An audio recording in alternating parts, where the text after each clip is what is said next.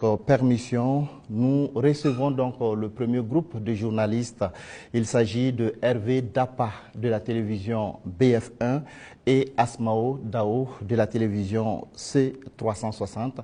Bonsoir, chers confrères. Vous disposez de 20 minutes pour vous entretenir avec le chef de l'État sur les questions relatives à la défense et à la sécurité. Bonsoir, Excellence. Bonsoir. Alors, certains de vos détracteurs vous ramènent régulièrement une phrase, et cette phrase remonte aux premiers instants de votre prise de pouvoir, quand vous disiez que si tout est mis en œuvre, 3 mois suffiraient pour tendre vers la fin de la guerre. Et ces détracteurs disent aujourd'hui que 3 ans plus tard, la guerre n'est pas totalement terminée. Monsieur le Président, ce soir, que leur répondez-vous? D'accord, merci beaucoup. Et merci à tous d'être venus pour cette interview. C'est vrai, c'est ce que nous aurons souhaité, mais les choses n'ont pas été comme on le pense. Et je dis si tout est mis en œuvre. Alors, il y a plusieurs perspectives à mettre en œuvre pour pouvoir atteindre cet objectif dans ce laps de temps. Mais tout n'a pas été mis en œuvre comme on le souhaitait. Primo, l'adversité. Alors, dès que nous sommes arrivés au pouvoir, nous aurions espéré qu'on nous laisse travailler très rapidement et pouvoir avancer. Malheureusement, certaines personnes nous ont approchés et ont voulu que nous allions dans leur sens parce que leur objectif n'était pas que la guerre finisse de sitôt.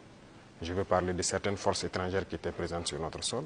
On a eu des débats houleux avec des diplomates venus d'ailleurs sur la question, mais personne ne voulait qu'on aille dans le sens de finir cette guerre. Nous l'avons compris à travers les messages.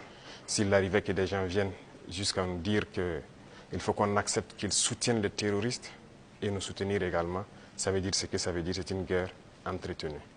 Donc nous avons très vite compris, on s'est débarrassé de toutes les forces qui étaient présentes ici, que ce soit les forces françaises, les forces américaines, et nous avons compris que la lutte sera âpre.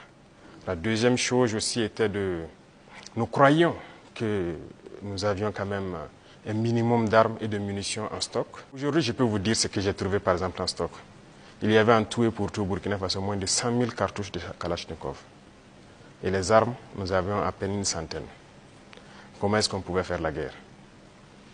Il fallait se rééquiper, redoter l'armée en effectifs, en armement et tout. Ce qui a fait que l'objectif de 3 mois, si ces conditions préalables étaient réunies, c'était bien possible. Mais il n'y avait rien. On n'était pas préparé à la guerre, tant sur le plan équipement que sur le plan effectif. Justement, Monsieur le Président, vous venez de le dire, hein, quand vous prenez le pouvoir, si on veut caricaturer,